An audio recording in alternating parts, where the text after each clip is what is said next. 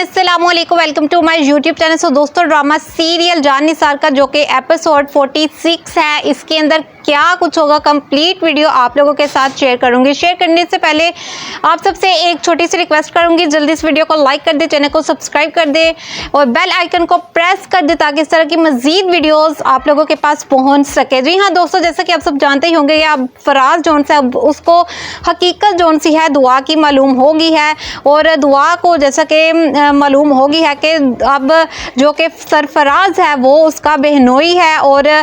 जैसा कि दोस्तों आप सब जानते ही होंगे कि अब दुआ अपना बदला लेने के लिए किसी भी हद तक जाएगी और दुआ जोन सी है दोस्तों अब वो चाहती है कि सरफराज को उसके अंजाम तक पहुंचाया जा सके। जी हाँ दोस्तों, जैसा कि आप सब जानते ही होंगे कि सरफराज को अब दुआ जोन सी है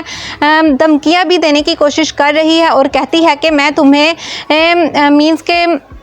नुशेरवान गजवी की मैं अब बीवी होने की हैसियत से मैं तुम्हारा वो हशर कर सकती